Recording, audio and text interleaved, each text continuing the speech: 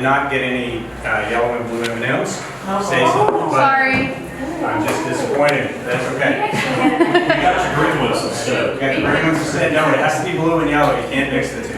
Wait, but that makes green. I understand that. Blue and yellow stays. Yeah, we're if you just want to pick up on this, if you think getting the venue is hard, you think, all that is hard, dealing with the obnoxious speakers is twice as hard. So there you go. So a little bit about me. First of all, who here has seen me talk before? Okay, so I got bad news. All the jokes are the same. Okay. Yeah, I know. For those of you that haven't heard the jokes before, they're not that good anyway. You're not missing much, so it's okay. Don't worry about it. I am Chip Crane. I am an executive cybersecurity advisor serving the public and federal market for North America for IBM. I'll give you a minute to write that down. No problem. No one ever does write that down. Not that it hurts my feelings or anything. But I've been mentioning this for a while and nobody ever writes it down. I don't expect it to resonate with you. Annette alluded to this earlier. I had the luxury to report to the CISO of global retail. And I spent literally every day working with him hand in hand for the longest of time. That allowed me to sit in his chair for a fair amount of time. Committee meetings, project meetings, board meetings even. And therefore, I got to learn what it feels like to be in your job sometimes. Extremely hard. I had a conversation earlier tonight. I won't point out anybody who we talked about this on. I don't know why people are able to take these jobs. It is incredibly, incredibly difficult. The amount of chaos you guys have to deal with on a daily basis is just feeling like it's insurmountable. Literally is one of the few jobs in the world where everybody is out to get you, whether you want to believe that or not. That's exactly the truth. All the while you're still trying to run the business, right? All right, a couple of quick disclaimers. So first of all, let me start with, in this moment in time, this is a practical approach presentation. If you are currently experiencing a breach, you have some immediate threat, you have some high exposure, this is not the presentation for you. You can't do that another day. Come and chat with me later. I don't want to imply in any way that this is the mode you should act when you are under immediate threat. Fair enough? Agreement? All right. Next up, I am very serious about security. I've been a security geek since we were protecting ourselves against script kiddies and people that had too much time on their hands. So I've been around for a long time. So please don't take my laissez-faire attitude toward a practical approach to mean that I'm not zealous about security. I am extremely zealous. And third, discretion is the better part of valor. So everything I tell you tonight is hypothetical. So if I slip up and give a name of a company or a person, that didn't really happen. That was hypothetical. Fair enough? Okay. Just trying to make sure. Just trying to make sure. We all agree with it. So, really quick, what does Zero Trust mean to you guys? Oh, I'm sorry. This is an interactive session. I'm going to tell you that point. You forgot one of the disclaimers. Oh, missing one. There you go. What? It's in the fine print. Oh, the fine print. Yes, this is an interactive session. What does Zero Trust mean to you? They don't get it unless they need it. They don't get it unless they need it. I love that. What else? I can't tell you that. I like that accent. Verify then trust. Verify then trust. Okay, I like that one. We've been putting on these Zero Trust Training and Discovery workshops. I'll tell you a little bit more about those in a minute. I am stunned at the different definition of Zero Trust, not just inside a single organization. I'm talking about amongst the security architects of an organization, right? So, I think the reality is we all have to kind of ask ourselves, what do we want to define as Zero Trust and how are we going to do it, all right? So, here's what I like to think of Zero Trust as, right? Pretty much so, we've got multiple perimeters, we're very locked down, very nice and tight. I want this to be the corporate perimeter, right? You guys already thinking about putting this up? I got it designed, man. I'll wait, there's more. Okay, good. Right, yeah. So this is what our corporate parking lot should look like. It's going to be a run on parked water soon. Hey, exactly right. And on top of that, I also want to conceptualize our data like this too, right? And furthermore, if you look at it like this, I would like for us as security professionals to be in the middle and be able to have views on all the cubicles, right? So like this would be HR, this would be our marketing department. That's how I want to view our security. And furthermore, again, let's visualize this as data. Imagine if we had insight into where all our data was, who was accessing it at that very moment in time. And don't lie, you all wanted to do some user like this, to where you were able to put them in a nice little cell, to where you were able to control exactly what they got and what they didn't get. right? Where they were allowed to make moves. So I agree that this is what Zero Trust wants to be, right? Can anybody implement this like they want to right now? Don't answer, it's hypothetical. Talking to a CISO, this is the analogy I got. I do have some very creative CISOs in my network. It's like, Chip, you're asking me to build a supermax prison on a boat that's trailered and then driven down a highway at 8 miles an hour, cross it over a mountain, hit a snowstorm with broken windshield wipers. I just ask her every time, I'm like, where do you get this? Right?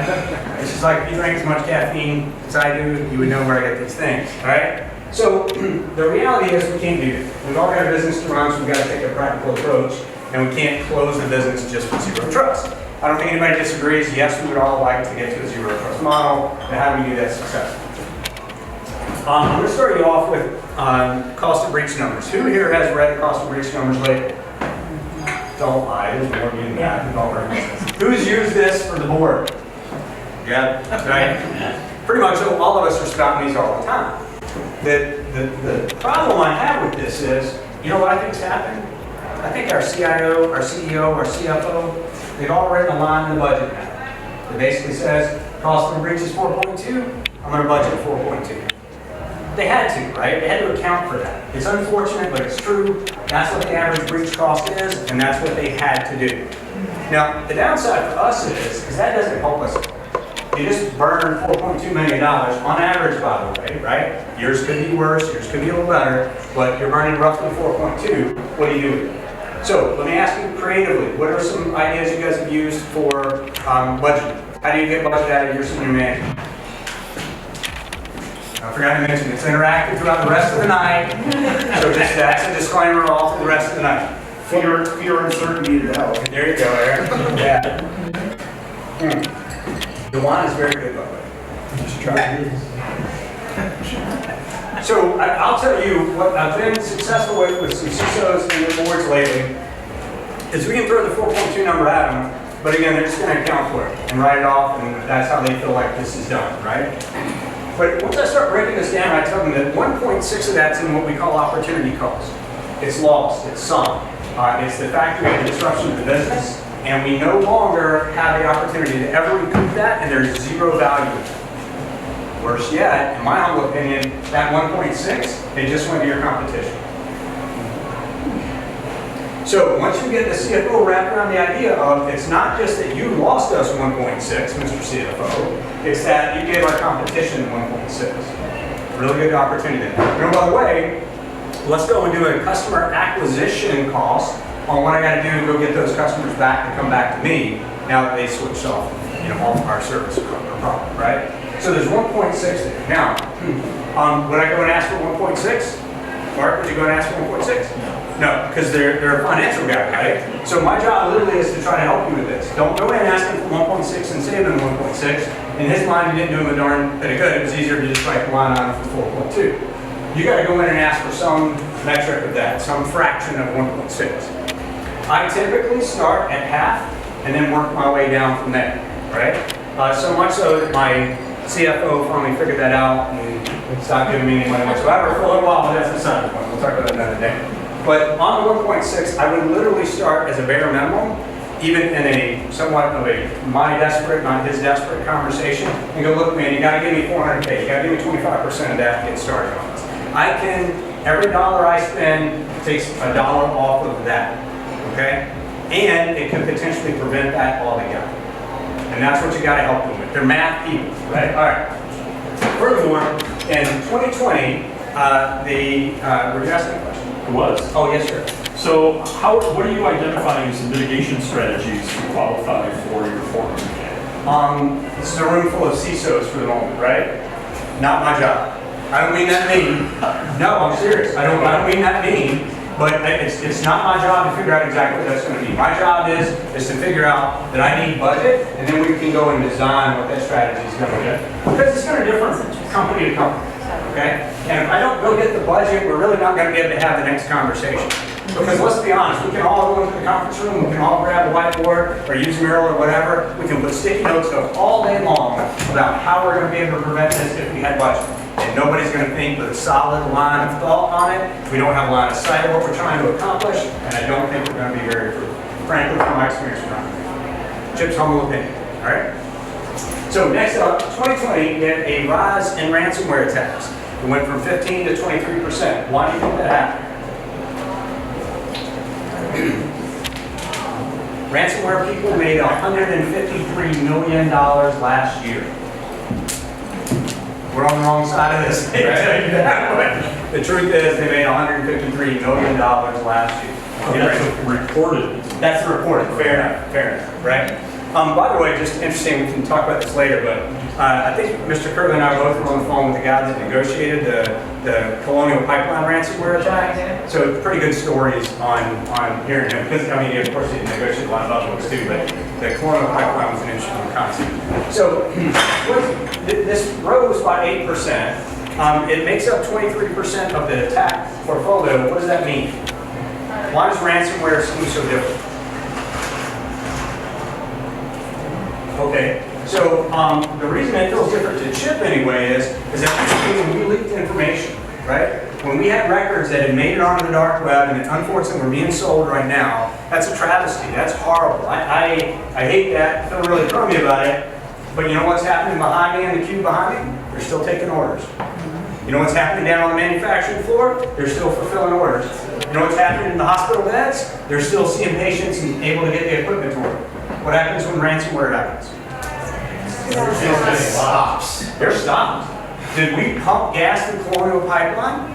No. They literally stopped pumping the gas. Now, did the ransomware affect the pipeline itself? Nope, never affected it. I'm an optimist, so I'm going to believe it's because everybody had this noble thought. We didn't want the ransomware to be able to reach the pipeline. The truth is, it's a business. They couldn't bill people. They didn't know how to bill them. So without being able to bill them, they're not willing to pump the gas. So guess what? We had a gas shortage. All right. So this is critically different. 20% of the attacks are made up with compromised credentials. Anybody in this room ever have an idea on how to fix compromised credentials? Every one of us know how to fix that, right? This is not some great mystery of the world. We know how to take care of that. What happens? Well, I can tell you that 14% are truly compromised users, right? AKA, I kidnapped your dog, and I told you, if you don't pay me 20 bucks, I'm not going to take you to the groomer's for you, right? Right? So that's my goal, is to compromise you. And okay, so maybe it's not 20 bucks, but maybe you should log me in or take this USB and plug it into a drive somewhere. 23% are malicious users, meaning they're your own employees that went out to harm you. What do you guys want to do about that, just for fun? Let's talk about that for a minute. Better background checks, is that what I heard? Okay. Do you know what the average lifespan or lifetime of that employee is? I would have said, and I still think we ought to do better background checks. 18 months. I say 7 years. 7 years, 18 months. 3 years. 3 years. What else we got? 6 months. 6 months? It's over 7 years. I want to say it's 10 years. I've lost that stat. Do you have that stat? I don't know. Yeah. So whatever it was, I literally questioned I questioned the source, and I was like, "You've got to be kidding me!" And then they showed me their data insurance was real. So that was Chip's mind, to be honest with you about it. But then, as I got to thinking about it, I was talking to a couple other CISOs about it. They made a really good point. If you've only been here 6 months, if you've only been here 18 months, how much access do you really have? It depends. It's probably relatively minimal, right? And how much scrutiny are you getting? Are you under? People are watching you, all those kind of good things, right? After you've been here 7 years, what do we pretty much do? You got whatever you want, right? Nobody asks me anything anymore. It's order laptops and ask Eric to come with me and all those things. Things just happen. They just come. They just come. 62% are careless users. Do we know how to fix that problem? Well, at least we know how to help that problem. Maybe not fix that problem, right? Of course we do. And all the while, the insider attacks cost us 77 days to contain. Over 30 is considered to be a major breach. Under 30 is considered to be a minor breach. 77 days, is that above 30 or below 30? That's good. Okay. Very good. Almost 90% of them take more than 30 days. If you're working with your cyber insurance company, that's a significant factor. Unfortunately for you, that's a very significant factor. So this is where your CFO needs to go and talk to the cyber insurance company. Let's mitigate that with a little bit of security budget. Let's nice people down here versus you paying some insurance company that then, by the way, when the breach happens, is going to argue with you on whether or not they should actually pay after the breach or not, right? All right, it's a significant cost. As you can see, 30 days to 60 days is $8.5 million. It works. But we're here to talk about zero trust. So here's the money slide for you on the zero trust and the budgeting.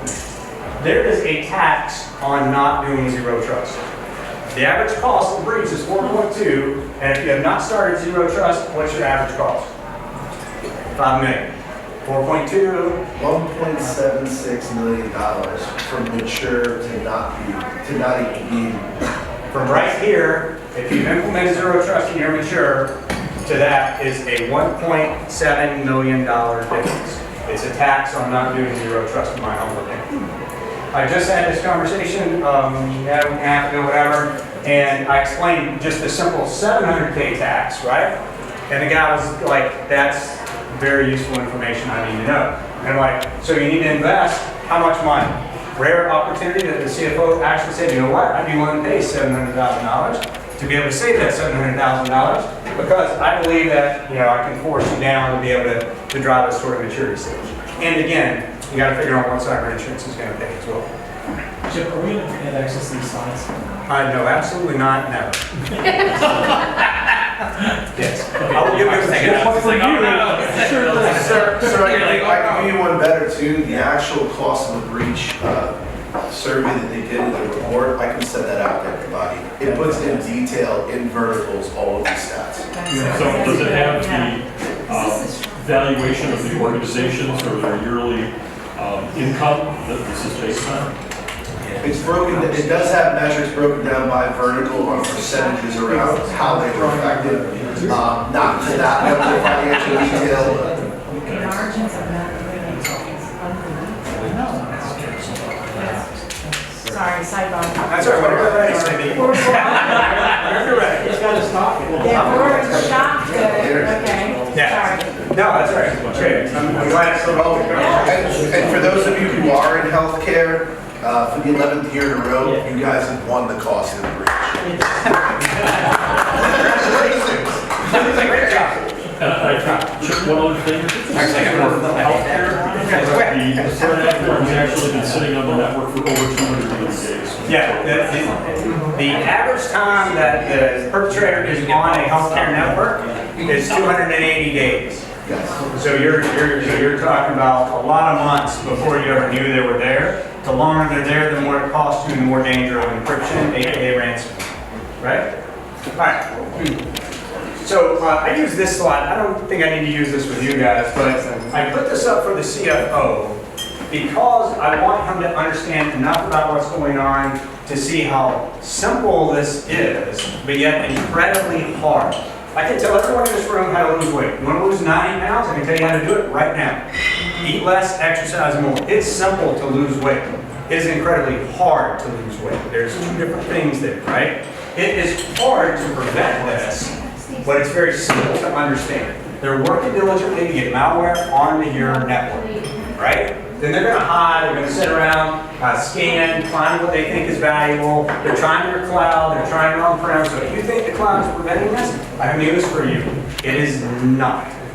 Now, you may be able to contract with the cloud, and that's cool, and I hope you do, right? And you may be even paying the cloud to do, their cloud provider, to do different parts of this to save you. Awesome. Love every bit of that. But I want to be clear, just because you're in the cloud, these two networks are joined, right? And that's where we, as zero trust professionals, will learn a little about the end of the thing, and then, and that's going to explain in excruciating detail how to configure the firewall there. Thanks a lot. But the reality is that we've got to take the onus on us to make sure that we're protecting it no matter where it is, right? Then they're going to go and escalate privilege, self-propagate, and all of a sudden you're going to turn around and stuff secret. All right? Do they encrypt your backups? Of course they're trying to encrypt your backups, right? Why are they trying to encrypt your backup? So you still got to pay. Yep, because you just don't want to restore, right? What's the market doing today? What are most people doing today? Are they paying the ransomware or not paying ransomware? Not. They have to, they don't have a choice. Yep. Here's a fun story I will tell on the Colonial Pipeline. So the CFO, was it CEO? CEO was helping our negotiator at first, right? And he's telling us the story. And then the CEO's like, pay him. And I don't remember what the number was. That number was like 150 million or some ridiculous number, right? It was some off the charts. And the Colonial guy's like, just pay him. We gotta get this back and running. And our guy says, no, we're not going to pay that, nowhere close to that. We're going to negotiate it down. CFO, thank goodness, shows up, and he's a bean counter, of course, and they're starting to make some trade-offs of what matters, what doesn't matter. And they finally decide to pay $5 million, right? So they paid $5 million, and they actually paid that out to them. They get the encryption key back. By the way, is it in their best interest as a ransomware attacker to actually give you the encryption key back? Yes or no? No. Yes. Why do you say yes? Well, I mean, You're right. they're among thieves and stuff. That's exactly right. They're running a business. They want you to trust them because you're not going to pay them next time, or the next person's not going to pay them. Word gets around. Yeah. If you're not going They're paying to, customer. huh? They're paying customer now. Yeah, exactly right. You're a paying customer. Why would I not give you the encryption key, right? But the attack is more complicated than that. We'll get to that in a minute. But so anyway, so they negotiated that. So they get the encryption key back. They go to decrypt all the information. It was faster to restore the backup and regenerate the data than it was to wait on the encryption to come back. So they paid the $5 million and got zero value out of it. Good news is the FBI went back and got 4.78, I forget what the number is. But, so the FBI went back and got a lot of that money back. Okay, so we explained this to the CFO, and that's the problem, and there's no zero-tool solution. I can't tell you this is the solution. What I can tell you is that if we don't start integrating our different security solutions, there's no way you're ever going to stop ransomware. And in my humble opinion, if you're ever going to talk to me about zero trust, it's going to be about an integration of a product. It is not going to be about a tool or a service. IBM sells a plethora of tools. 4,500 plus pieces of software I could, in theory, get you on a PID or a partner, right? We don't sell zero trust. It doesn't exist. We can't even sell you a service. Now, we can sell you things to make it better. I use this chart for CFOs, mainly because it has primary colors in it and it seems to attract them. But anyway, so I think we've all seen this. You get the concept of how long it is to detect, and you got to respond, and you got to recover. Most people don't. This is something else I would encourage you. If you're talking to your executive management, make sure that you label this correctly as a recovery phase. Because if you don't, they're just saying, well, that's the respond phase. We could have done that. I mean, 90 days is still a horrible number, but we could do that in 90 days. Why aren't you projecting 6 months?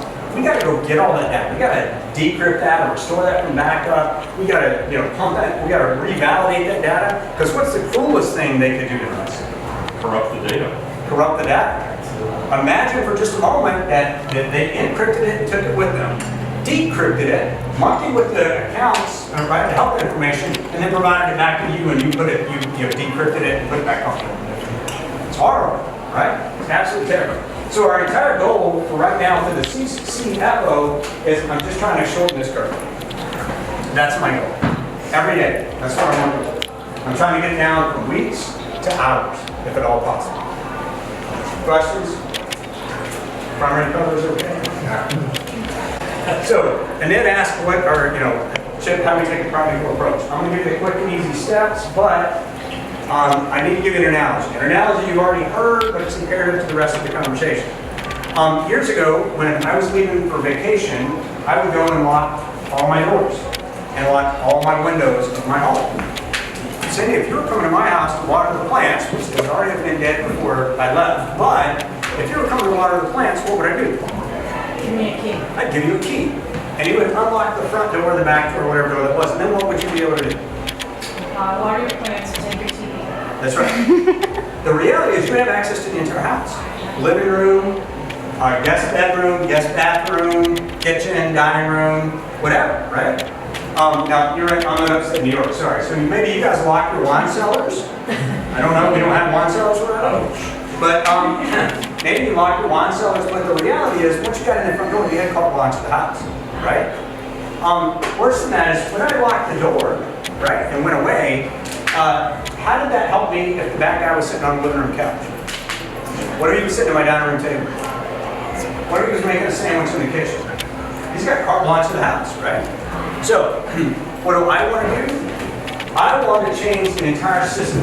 I want to change it so that now, when I go away on vacation, I lock all the doors, I leave, and all the windows, by the way. And then I give you a series of keys. One, to open the front door, and then you're going to walk into the foyer and every door is locked.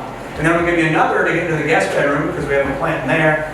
One to get into the bathroom, one to get to wherever the plants are, right? And I can very finely control exactly where you are. Make sense? Easy peasy, right? Okay. So, what I have to do is I have to start with strategically assuming the breach has already happened.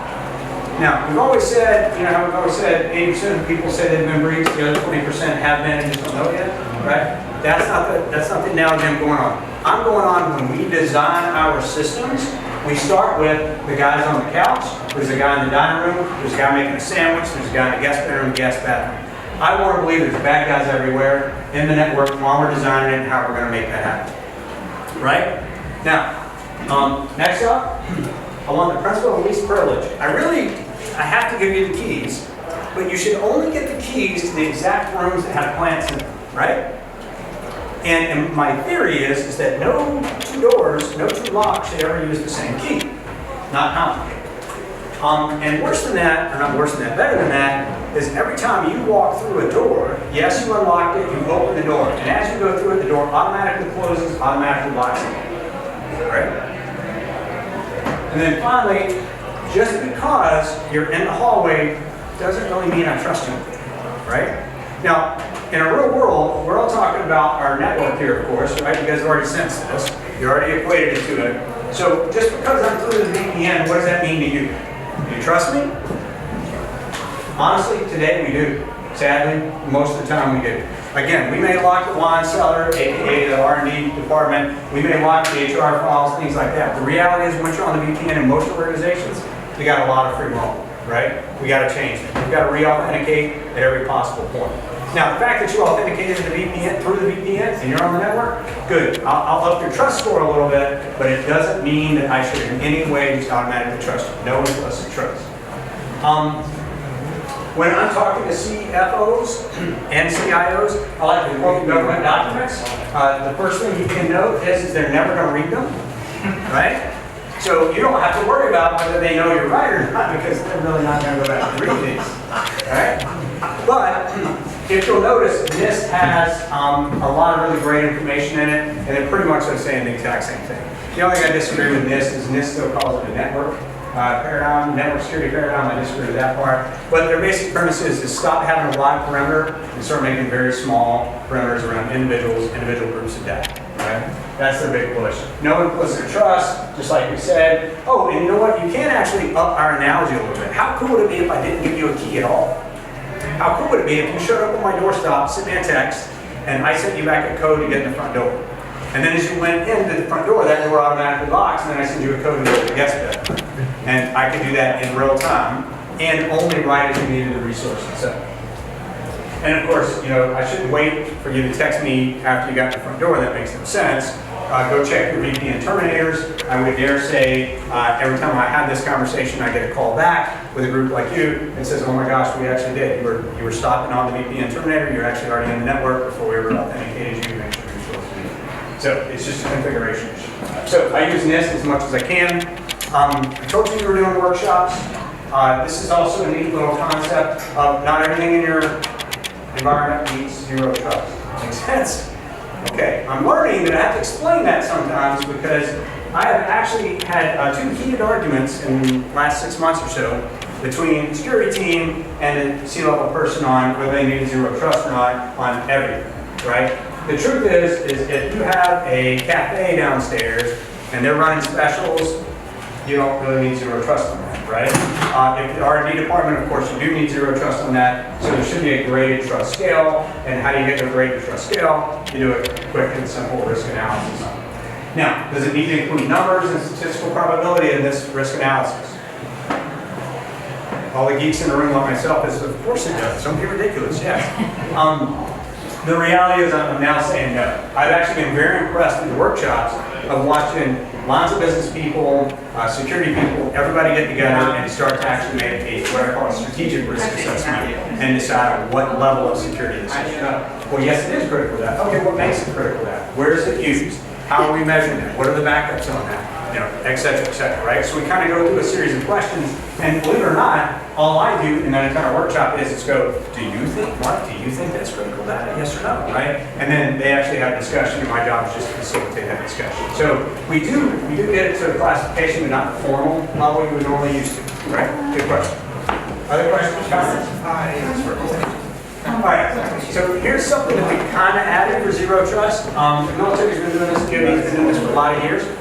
How many of us have all said, hey, my whole job is security guys get the right user, the right access to the right data, maybe even at the right time? I think I would now say under the right conditions. You have an HR person, the HR person should get to HR data, nobody denies that, right? But should they be getting to HR data at 1 in the morning? Yeah.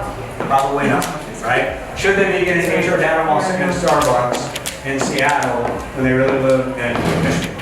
Probably not, right? So we got to start taking the consideration, the context into consideration. This is what we call the IBM governance model. It is grotesquely simple and extremely powerful, right? And again, I'm not here to sell you on the governance model. I'm not here to do any of that. I'm here to explain to you what we do with a lot of clients. And it works this way. We have these layers: user, data, application, endpoint, network, and then we go to define the context. And when I'm doing this, a lot of times it's this simple. I want an HR user to be able to access the HR data and only the HR data. And that data should be gotten to through these 3 applications on company-owned equipment only, and via the VPN, via this cloud provider, via whatever network I want them to be able to get to. Right? That's all I need for context. Now, the more details you get with that, the better off you are, but it doesn't have to be this icky statistical probability problem that you can't figure it out, right? And it makes it so cumbersome nobody's willing to do it, all right? And then we go through and we figure out how we're going to verify that, how we're going to enforce it, right? How do I enforce they're an HR person, their role in HR? How do I enforce that they're actually authenticators, who they say they are, and identity and access management solution, et cetera, right? How are we going to resolve incidents? Well, we're going to find the incident because my SIM got a report that said this, and et cetera, right? How are we going to go and do that? And all along, of course, we're going to run analytics and orchestration across the bottom of that and make sure that we're getting as much data as we can. I'm pretty sure all of you guys have seen the capability models, the maturity models, so I'm not going to bore you with that. I will point out this. I do actually show this to CFOs a lot, and even boards. And the reason being is for them to see that, A, the graph is going up, so they should feel warm and fuzzy, right? That they're CFOs, they want to see the graph going up. So that's true. But really the fact that we used to be in security-based tools, and we have a clear direction on where we want to be, and that direction is in a place that they're going to feel more comfortable. I want to be able to take the asset value, time the likelihood that there's going to be an exploit. You get the point, right? We're doing the classic model where even they know how to base things off of risk. That's why I literally show this to boards and CFOs, is because they tend to latch onto that and ask questions. Because if I showed them this, the DoD model, what do you think they would do? It's too complicated. I'm going back to writing 4.2 in the budget and being done with it. Right? Has anybody ever seen this matrix before? It's pretty much the same as the government's model. It's just, they went this way, we went this way. Remember the old FedEx commercial? Am I the only one to remember that? I have clients that have tried to do this. They've tried to do this on the entire organization. You can imagine how well that went and how quickly that failed. And they've even tried to do this on slivers or small projects. That's gone much better, but if I'm honest with you, it still hasn't really gone well because these are very cumbersome and hard to get done. So how do we take a more practical approach? We have these blueprints. These came from IBM. Again, I'm not here to sell you on that. I'm just here to tell you what we've done with a lot of customers. Working with a series of customers, a plethora of customers, we have really narrowed it down to these 4 basic blueprints. We customize them typically for the customer, and furthermore, we're adding to them as we go along. But we have found that these 4 cover an amazing amount of ground, if you will, for what we need to do. Customer privacy, protecting the hybrid cloud, reducing the insider threats, and then of course, securing the hybrid workforce. Right? All right, of course, we're IBM, we have a process for everything, so I want to show you behind that blueprint just a little bit, and not just leave you with a wonderful slide, and then expect you to go off and implement the same thing. I'll tell you how we kind of do that. What's underneath the covers is first, we actually lay out the problem space. We learned that is very, very powerful. A, for senior management, first of all, but B, I'm always stunned at how even my seasoned security professionals, as we start laying this out, they start to blossom and realize, oh, you know what, we're going to talk about this, we're going to talk about this, we're going to talk about this, right? Because so rarely do we all consider our attack surface anymore. It was a big thing we did, I don't know, 10, 12 years ago. But lately, we're really just kind of getting locked in on our tunnels, our VPN tunnels, on our zero trust tunnels and all that. So rarely do we spend a lot of time on our attack surface. So that has become very popular. Next up is again, it's really about getting us into the governance model. How do we do that? We're going to catalog the security regulations. We're going to complete a strategic threat assessment. Again, that can be as complicated as you want it to be. Right now, I'm trying to really push them into just taking the very simple executive management version of that. Utilize the risk catalog they own already. Quantify those risks, and that's what we do get very statistical on those probabilities. Establish our KRIs and our KPIs, right? Because that's really, if you don't know how to measure it, how are you going to know if you didn't do it? We're going to get a budget next time. That provides us with a tremendous amount of context and we identify the use case. We're going to use best practices, MITRE, NIST, whatever you want to use. I don't really care. And then you're going to plug that into the matrix. That's going to help us identify the gaps, and then we're going to go and implement a very finite number of steps to be able to make that happen because we have a very good defined, very well-defined user context and how we're going to be able to implement that. And that allows us to really get a lot of bang for our buck in that simple little model. All right? And then take that one step deeper. For this one, we're replacing the VPN with zero trust. So we're just getting access to the cloud. We'll have the PEP, or the policy enforcement point, throw in some MFA, multi-factor authentication, and then make sure our device management pieces are working. And by adding those 3 boxes, you're able to tell that we pretty much have got them covered at that point in time. They can now use the cloud directly via zero trust versus having to go through the VPN. All right.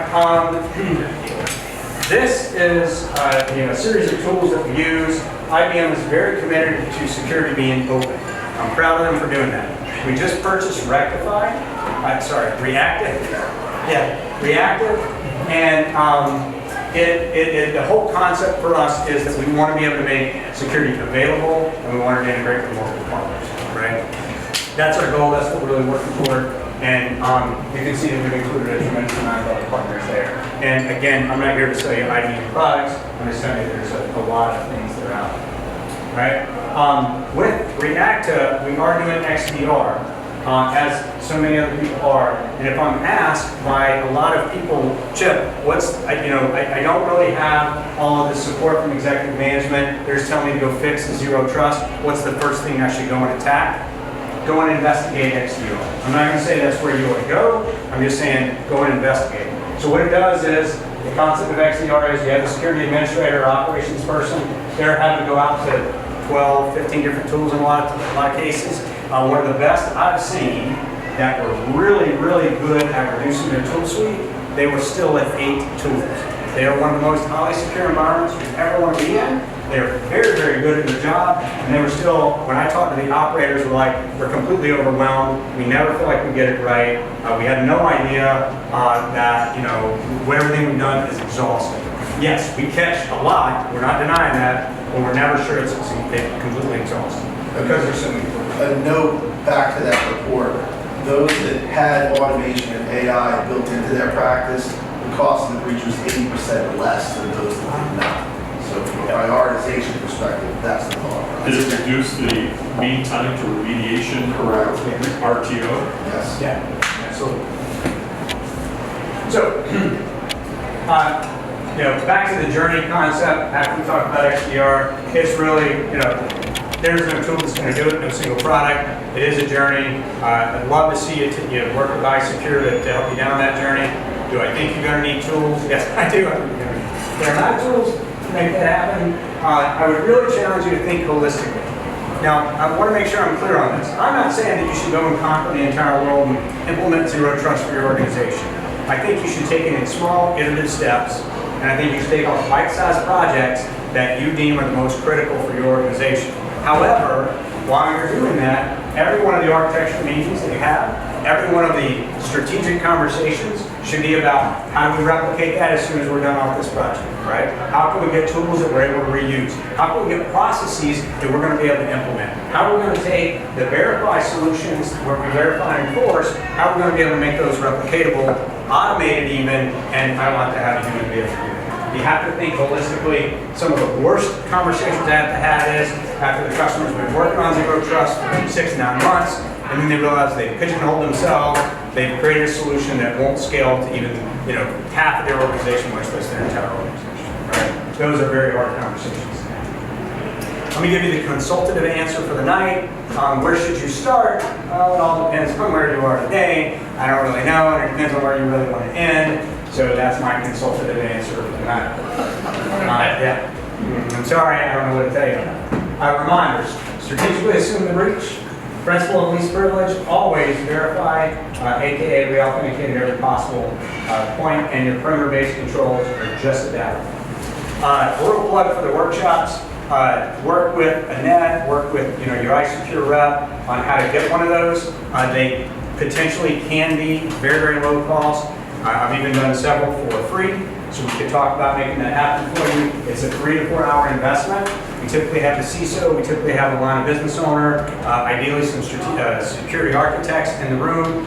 It is actually a lot of fun. We do tend to do it a lot. There are no product pitches. This is not a sales motion at all. It's literally us sitting down in front of a blank whiteboard, if you will. We do it virtually, but a blank whiteboard, and us facilitating you, allowing you to actually design what you want to be able to design on, right? So we have no idea what the end product's going to be, and you get the results of everything, right? So everything that happens in that, you get that. What we do in that is we help you align your stakeholders. And I have actually gotten several comments from CISOs of that might have been the best thing you did for me, was to get my chief marketing officer to understand the risks that we actually face every day. And that, thank you for doing that, because frankly, you just helped me tremendously on having to have this conversation every other week. We then go in and help you identify critical resources. And then, of course, that's going to lead us to the Zero Trust initiatives. Okay? I'll also make a plug for the secret roundtables. Or I should say security roundtables, they nicknamed it Secret. Annette can, or the iSECURE team can help you get plugged in. I had the luxury to actually be when we started this, I don't remember how many years ago. A guy named Michael Mallory and I were speaking in New York City. And whenever we got done with our little conference, we were all getting ready to leave. It was 5 o'clock. There was no way to get out of there. There were no cabs. The subways were packed. So we all did, what do you do in New York City? We went and we drank, right? So we sat in the bar for about 4 hours, just had a blast, and somebody looks over at Mr. Mallory and says, we should do this more often. And Michael says, he goes, you know what? I would if you didn't always think of me as a vendor. You know what I mean? And so he took it on himself and he put it together. This CISO Breakfast Club is what I think we originally named it way back when. And there are almost 1,100 members in this. 13 or 16 chapters, I lost track. And he'll have them first thing in the morning. There is he or I, maybe 1 or 2 other IBMers are ever on the call. We're not allowed to talk, we're not allowed to sell, we don't include business partners very often anyway. Occasionally Annette gets to join us. It is a very non-salesy thing. It's where you guys get a chance to interact. So if you want to be part of that, let your iSECURE rep know. And it's awesome. It will get you jazzed up and ready for your business day. It makes you think about a lot of different things. And they've had some very passionate discussions, very professional, but very passionate discussions. And you're allowed to sit on any one of the chapters you want to. So like, we got a guy in Arizona, Troy Adams. He works for HSS, Human and Health Services, for the Fed Gov. And man, he is on these all the time. And it's a great whole thing. I will no longer stand between you and dinner.